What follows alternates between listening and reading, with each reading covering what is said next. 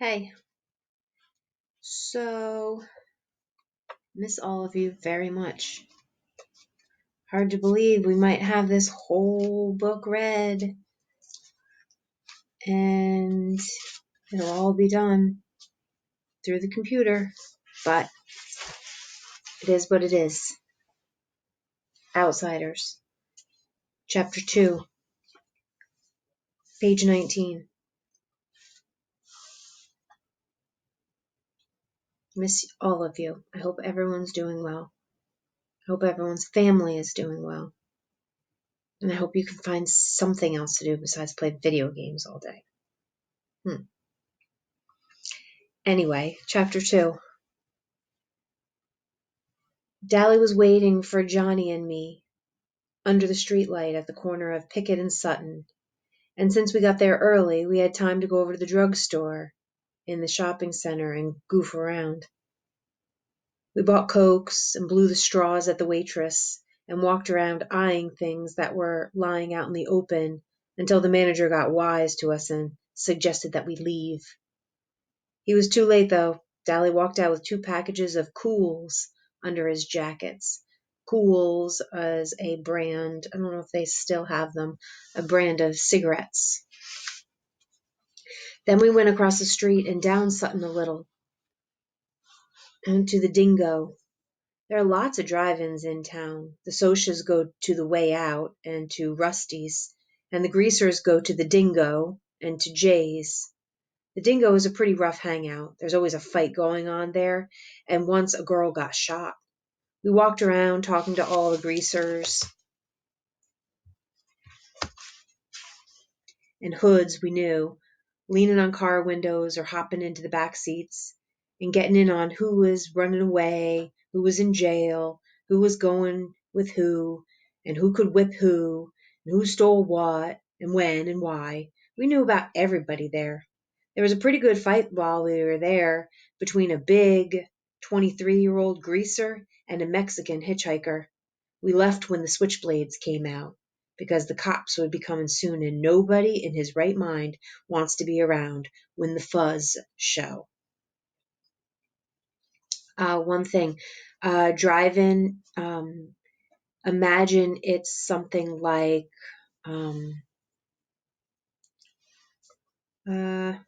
Stewart's, if you've ever been to a Stewart's, or I can't think of what the name of it is, but you drive into it and you're talking to a speaker and someone comes out on roller skates or something and serves you your food.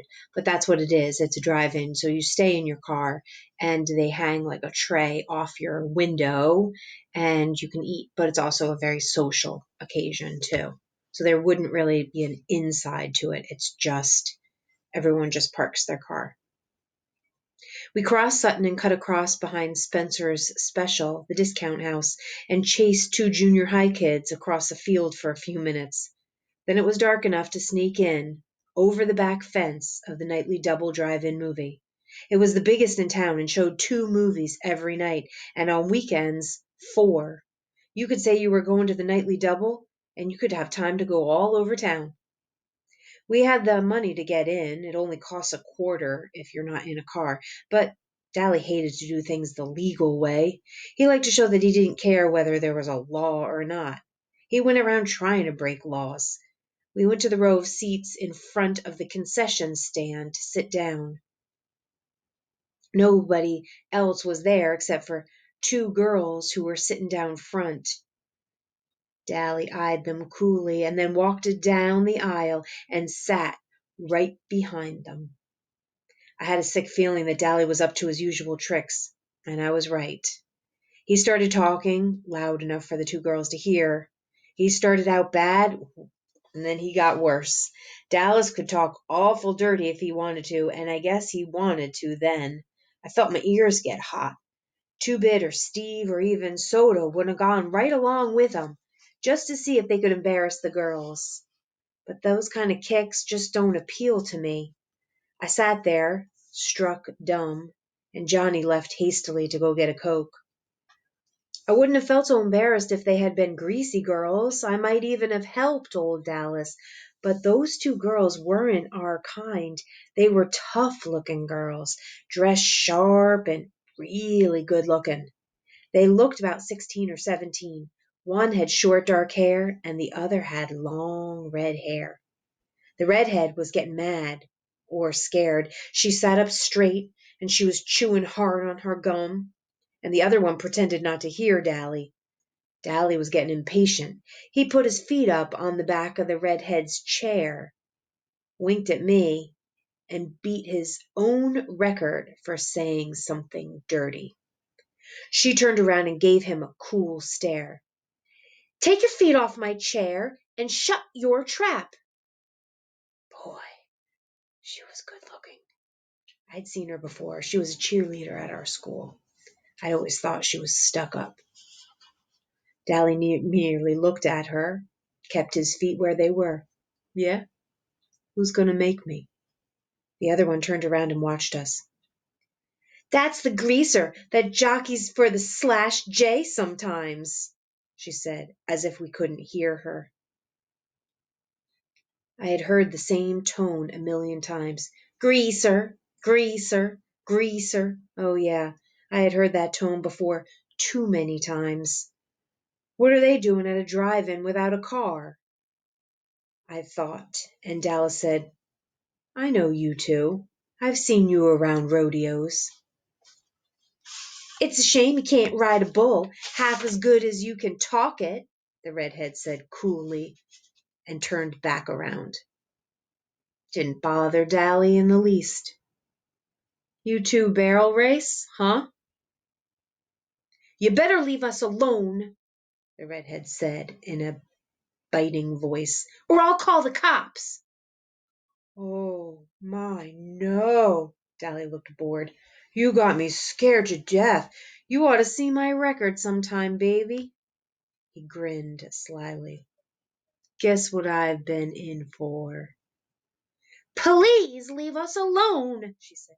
"Why don't you just be nice and leave us alone?" Dally grinned roguishly. "I'm never nice. You want a Coke?" She was mad by then. "I wouldn't drink it if I was starving in the desert. Get lost, hood." Dally merely shrugged and strolled off. The girl looked at me. I was half scared of her. I'm half scared of all girls, especially Soshas. "Are you going to start on us now?" I shook my head wide-eyed. "No." Suddenly she smiled.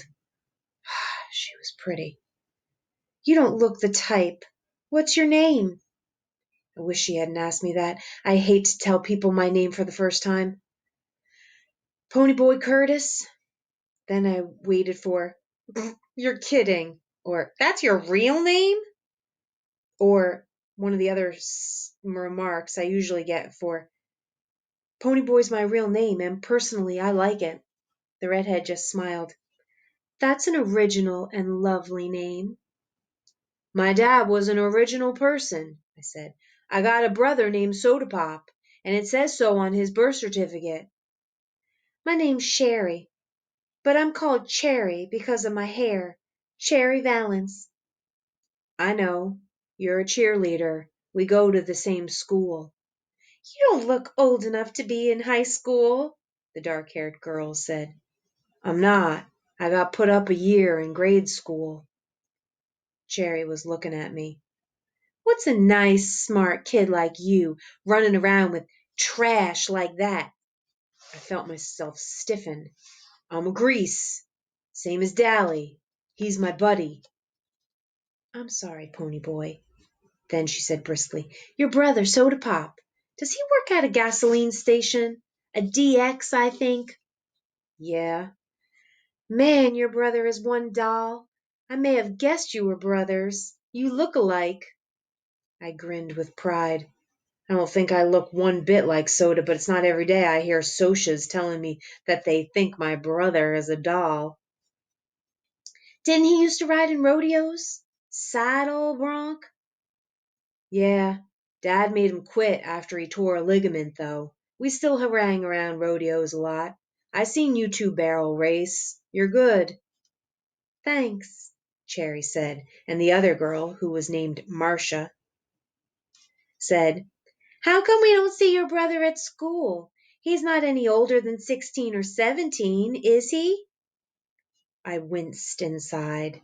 "I told you I can't stand it that Soda dropped out." "He's a dropout," I said roughly. Dropout made me think of some poor dumb-looking hoodlum wandering the streets breaking out streetlights. It didn't fit my happy-go-lucky brother at all. It fitted Dally perfectly, but you could hardly say that about Soda.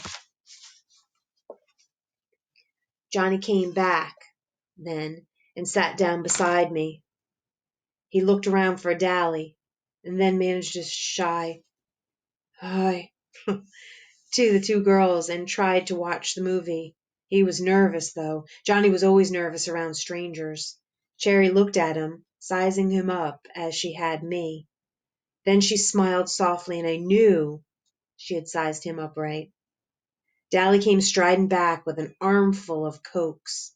He handed one to each of the girls and sat down beside Cherry. "This might cool you off."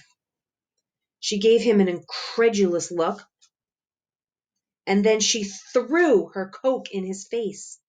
"That might cool you off, greaser. After you wash your mouth and learn to talk and act decent, I might cool off too." Dally wiped the Coke off his face with his sleeve and smiled dangerously. If I had been Cherry, I would have beat it out of there. I knew that smile. "Huh, fiery, huh? That's the way I like 'em." He started to put his arm around her, but Johnny reached over and stopped him. "Leave her alone, Dally." "Huh?" Dally was taken off guard. He stared at Johnny in disbelief. Johnny couldn't say boo to a goose. Johnny gulped, got a little pale, but he said, "You heard me. Leave her alone." Dallas scowled for a second. If it had been me or Two-Bit or Soda or Steve or anyone but Johnny, Dally would have flattened him with a moment's hesitation. You just didn't tell Dallas Winston what to do. One time in a dime store, a guy told him to move over at the candy counter. Dally turned around and belted him so hard it knocked a tooth loose. A complete stranger, too. But Johnny was the gang's pet, and Dally just couldn't hit him. He was Dally's pet, too. Dally got up and stalked off, his fists jammed in his pockets and a frown on his face. He didn't come back. Cherry sighed in relief. "Oh, thanks. He had me scared to death." Johnny managed an admiring grin. "You sure didn't show it. Nobody talks to Dally like that." "From what I see, you did." Johnny's ears got red. I was still staring at him. It had taken more than nerve for him to say what he did to Dally. Johnny worshipped the ground Dallas walked on. I had never heard Johnny talk back to anyone, much less his hero. Marcia grinned at us. She was a little smaller than Cherry. She was cute, but that Cherry Fallons, she was a real looker. "Y'all sit up here with us. You can protect us." Johnny and I looked at each other. He grinned suddenly, raising his eyebrows so that they disappeared under his bangs. "Would we ever have something to tell the boys?" his eyes said plainly. "We had picked up 2 girls, and classy ones at that. Not any greasy broads for us, but real Socs. Soda would flip when I told him. "Okay," I said nonchalantly. "Might as well." I sat between them, and Johnny sat next to Cherry. "How old are y'all?" Marcia asked. 14, I said. 16, said Johnny. "That's funny. I thought you were both—" 16, Cherry finished for her. I was grateful Johnny looked 14, and he knew it, and it bugged him something awful. Johnny grinned. "How come y'all ain't scared of us like you were Dally?" Cherry sighed.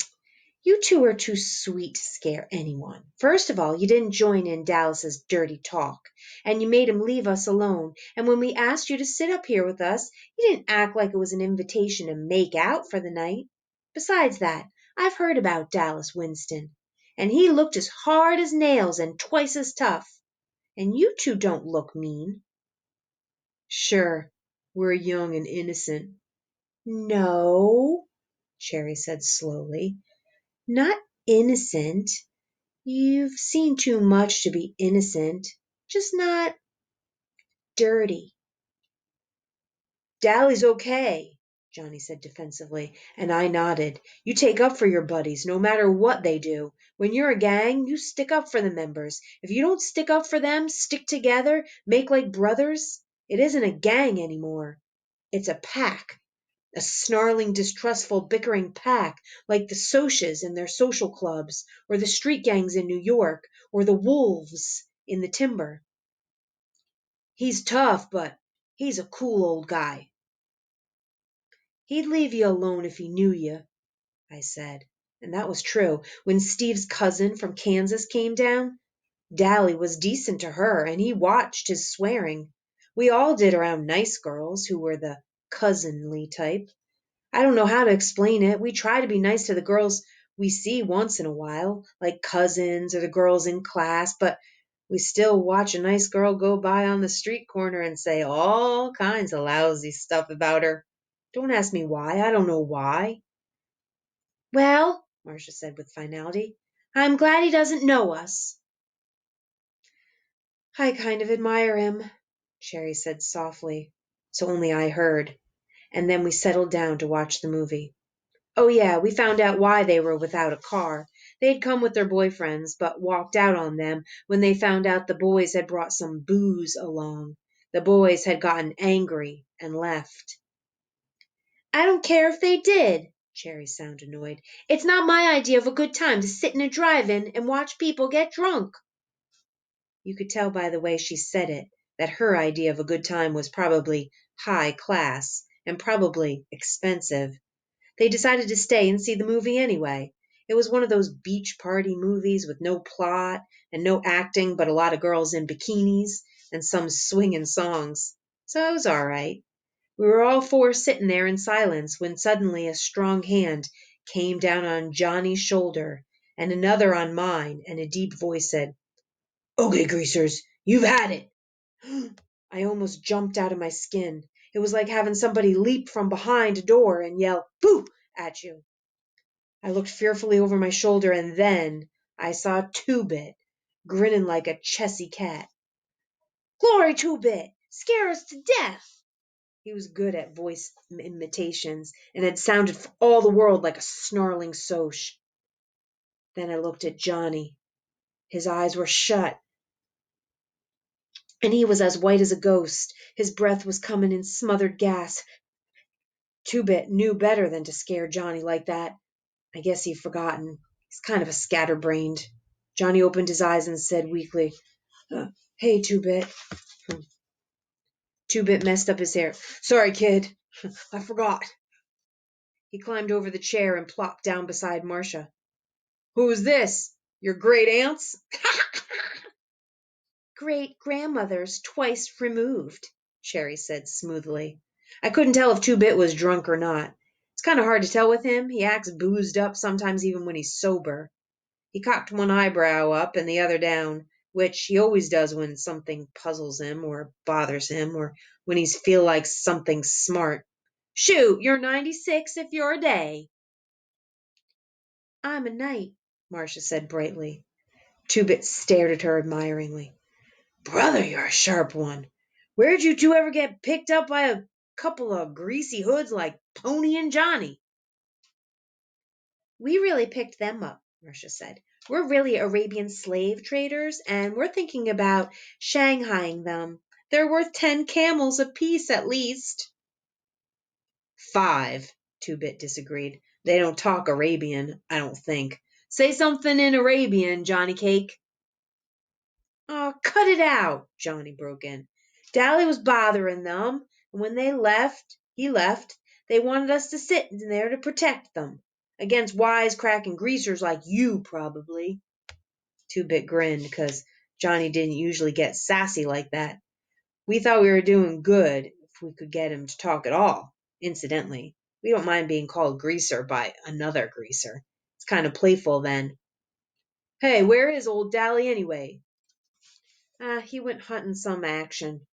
Booze or dames or a fight. I hope he doesn't get jailed again. He just got out. He'll probably find a fight. Two-Bit stared cheerfully. That's what I came over for. Mr. Timothy Shepard and company are looking for whoever so kindly slashed their car tires. And since Mr. Curly Shepard spotted Dallas doing it, well, does Dally have a blade? Not that I know of. I think he's got a piece of pipe, but he busted his blade this morning. Good. Tim will fight fair if Dally doesn't pull a blade on him. Dally shouldn't have any trouble. Cherry and Marcia were staring at us. You really don't believe in playing rough or anything, do you? A fair fight isn't rough. Blades are rough. So are chains and heaters and pool sticks and rumbles. Skin fighting isn't rough. It blows off steam better than anything. There's nothing wrong with throwing a few punches. Socias are rough. They gang up one or two. They rumble each other with their social clubs. Us greasers usually stick together, but when we do fight among ourselves, it's a fair fight between two. And Dally deserves whatever he gets, 'cause slashed tires ain't no joke when you gotta work to pay for them. He got spotted, too, and that was his fault. Our one rule, besides stick together, is don't get caught. He might get beat up, he might not. Either way, there's not going to be any blood feud between our outfit and Shepard's. If we needed them tomorrow, they'd show up. If Tim beats Dally's head in, then tomorrow asks us for help in a rumble, we'll show. Dally's getting kicks. He got caught. He pays up. No sweat. Yeah, boy. Real simple. Sure, Marcia said, unconcerned. If he gets killed or something, you just bury him. No sweat. You dig okay, baby. Two-Bit grinned. He lit a cigarette. Anyone want a weed? That's another word for a cigarette. I looked at Two-Bit admiringly. He sure put things into words good. Maybe he was still a junior at 18 years old and a half, and maybe his sideburns were too long, and maybe he did get boozed up too much, but he sure understood things. Cherry and Marcia shook their heads at his offering of cigarettes, but Johnny and I reached for one. Johnny's color was back, his breathing was regular, but his hand was shaken ever so slightly. A cigarette would steady it. Pony boy, will you come with me to get some popcorn? Cherry asked. I jumped up. Sure, you all want some? I do, said Marcia. She was finishing the Coke Dally had given her. I realized then that Marcia and Cherry weren't alike. Cherry had said she wouldn't drink Dally's Coke if she was starving, and she meant it. It was the principle of the thing, but Marcia saw no reason to throw away a perfectly good, free Coke. Me too, said Two-Bit. He flipped me a 50-cent piece. Get Johnny some too. I'm buying. He added. Johnny started to reach into his jeans pocket. We went to the concession stand, and as usual, there was a line a mile long, so we had to wait. Quite a few kids turned to look at us. You don't see a Kid Grease and a Sochi cheerleader together often. Cherry didn't seem to notice. Your friend, the one with the sideburns, he's okay? He ain't dangerous like Dallas, if that's what you mean. He's okay. She smiled, and her eyes showed that her mind was on something else. Johnny, he's been hurt bad sometime, hasn't he? It was more of a statement than a question. Hurt and scared. It was the Socias, I said nervously, because there were plenty of Socias milling around, and some of them were giving me funny looks, as if I shouldn't be with Cherry or something. And I don't like to talk about it either. Johnny getting beat up, I mean. But I started in, talking a little faster than I usually do because I didn't think about it either. It was almost 4 weeks ago. I had walked down to the DX station to get a bottle of pop and see Steve and Soda, because they'll always buy me a couple of bottles and let me help work on the cars. I don't like to go on weekends because there's usually a bunch of girls down there flirting with Soda, all kinds of girls, Socias too. I don't care too much for girls yet. Soda said I'll grow out of it. He did. It was a warmish spring day by the sun shining bright, but it was getting chilly and dark by the time we started home. We were walking because we had left Steve's car at the station. At the corner of our block, there's a wide open field where we play football and hang out, and it's often a site for rumbles and for fights. We were passing it, kicking rocks down the street, finishing our last bottle of Pepsi, when Steve noticed something lying on the ground. He picked it up. It was Johnny's blue jean jacket, the only jacket he had. "Looks like Johnny forgot his jacket," Steve said, slinging it over his shoulder to take it by Johnny's house. Suddenly he stopped and examined it more carefully. There was a stain, the color of rust, across the collar. He looked at the ground.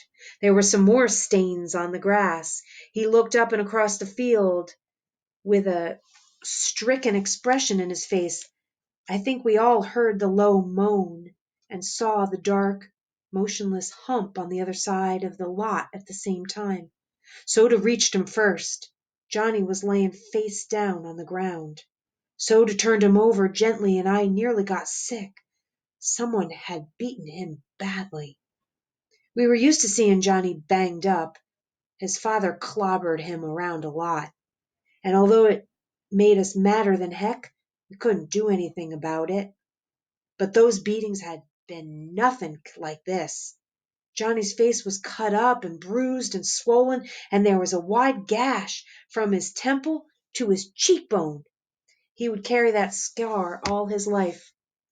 His white t-shirt was splattered with blood. I just stood there, trembling with sudden cold. I thought he might be dead. Surely nobody could have been beaten like that and live. Steve closed his eyes for a second and muffled a groan, and he dropped on his knees beside Soda. Somehow the gang sensed what had happened. Two-Bit was suddenly there beside me, and for once his comical grin was gone, and his dancing gray eyes were stormy. Darry had seen us from our porch, and he ran toward us, suddenly skidding to a halt. Dally was there too, swearing under his breath, and turning away with a sick expression on his face. I wondered about it vaguely. Dally had seen people killed on the streets of New York's West Side. Why did he look sick now? "Johnny?" Soda lifted him up and held him against his shoulder. He gave the limp body a slight shake. "Hey, Johnny Cake?" Johnny didn't open his eyes, but there came a soft question. "Soda?" "Yeah, it's me. Don't talk. You're gonna be okay." There was a whole bunch of 'em," Johnny went on, swallowing, ignoring Soda's command. "A blue Mustang full. I got so scared." He tried to swear, but suddenly started crying, fighting to control himself, then sobbing, all the more because he couldn't. I had seen Johnny take a whipping with a 2x4 from his old man, and never let out a whimper. This made it worse to see him break down. Soda had just held him, pushed Johnny's black hair back out of his eyes. "It's okay, Johnny Cake. They're gone now. It's okay." Finally, between sobs, Johnny finally managed to gasp his story. He had been hunting our football to practice a few kicks when a blue Mustang had pulled up beside the lot. There were 4 Socs in it. They had caught him, and one of them had a lot of rings on his hand. That's what had cut Johnny's up so badly. It wasn't just that they had beaten him half to death. He could take that. They had scared him. They had threatened him with everything under the sun. Johnny was high-strung anyway, a nervous wreck from getting belted every time he turned around and from hearing his parents fight all the time. Living in those conditions might have turned someone else rebellious and bitter, but it was killing Johnny. He had never been a coward. He was a good man in a rumble. He stuck up for the gang. He kept his mouth shut good around cops. But after the night of the beating, Johnny was jumpier than ever. I didn't think he'd ever get over it. Johnny never walked by himself after that. And Johnny, who was the most law-abiding of us, now carried in his back pocket a 6-inch switchblade. He'd use it too if he ever got jumped again. They had scared him that much. He would kill the next person who jumped him. Nobody was ever going to beat him like that again. Not over his dead body. I had nearly forgotten that Cherry was listening to me, but when I came back to reality and looked at her, I was startled to find her as white as a sheet. All Socs aren't like that. You have to believe me, Pony Boy. Not all of us are like that. Sure, I said. That's like saying all you greasers are like Dallas Winston. I'll bet he's jumped a few people. I digested that. It was true. Dallas had jumped people.